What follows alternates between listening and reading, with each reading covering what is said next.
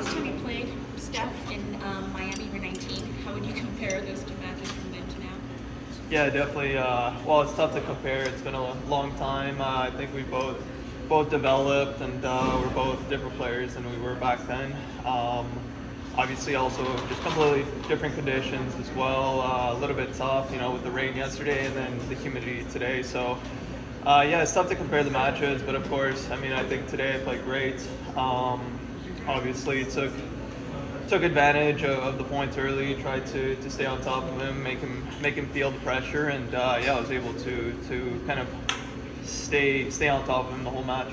Denis, what were your thoughts last night when you went to bed, because you got off to such a good start before everything ended? Yeah, it was kind of nice being up a break early, going to bed, but obviously, it was completely different conditions. I guess, to be honest, I didn't really think about it too much. Pretty happy, obviously, yesterday after waiting around the whole day. If somebody told me, you'd be starting up a break against Stefanos, I think I'd be pretty happy going into the match. So definitely it was great to kind of get out there, get an early break, and come back today and try to kind of stay on top of it and keep control of the match.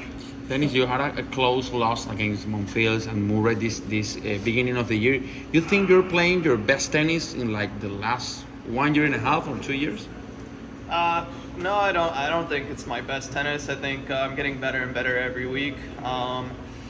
Yeah, look, it's been tough. I've struggled with my injury for the last 1.5 years. Even though I was playing, I was not fully myself, and I was still trying to find a solution. Then I took time off, and now it takes time to come back. Obviously, I'm playing great tennis. You don't beat a guy like Stefanos 2-4 without playing great tennis. But I'm sure there's still more that I can achieve, and still more that I can do on the court to try to improve and yeah, get back to my top level. Having said that, does it feel like a little bit of a breakthrough? That the rankings difference, obviously it's a big win at that point. Yeah. But does it feel like a bit of a breakthrough?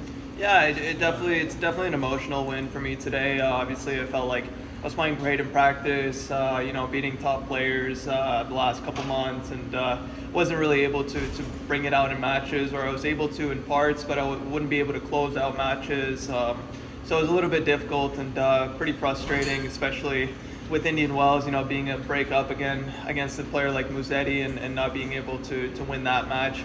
But big credits to my team for kind of staying on top of me, making me see the positives as well. James Blake, he helps me a lot of just perspective and stuff, and talking to him and what he's been through with his injuries.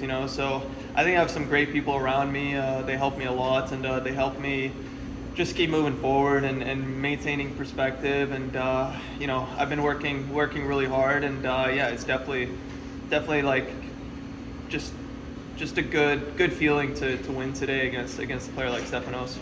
Denis, there was that really long game in the second set where you held for 2-1, and it was like 17 minutes and all those deuces and break points. What did you kind of tell yourself, when you didn't get that? I was just happy to sit down at that point. It was getting pretty humid and pretty hot, and for me, it's great to be in a long service game on the opponent's side, because it just shows that you're in the games and you're on top of him and putting a lot of pressure on him. So that's what I just tried to keep doing.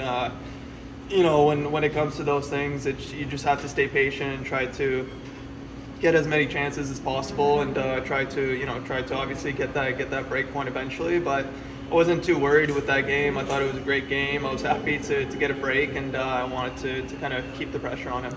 Denis, I would like to ask you about the one-hand backhand, being one of the last survivors of that stroke in the tour.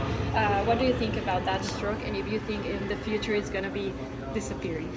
No, I don't think it's ever going to disappear. Obviously, there's less players using it, but I'm constantly hitting with some juniors, and I see them having one-handers, and I think there's still a generation that watched Roger growing up that's really going to want to have one-handers, and yeah, I'm hoping we have a couple one-handers in the top 10 again soon to just kind of like keep that in tennis for sure. But I do think in some conditions, in some courts, it is an advantage. You can be definitely more creative with it, and you get obviously more power with it as well. So I don't think it's going to go away completely. I think there's always going to be players, but I think obviously the majority will be two-handers.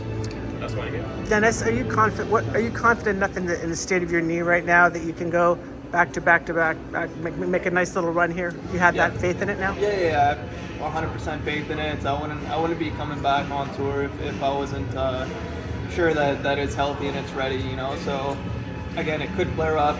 Things could happen. Knock on wood. Hopefully nothing happens. But yeah, I do feel 100% confident in it, and 100% confident in the rest of my body, because like I said, I've put in a lot of work. It's been hours and hours of just kind of getting my body ready, the tennis ready, so definitely in a good spot. Okay, thank you.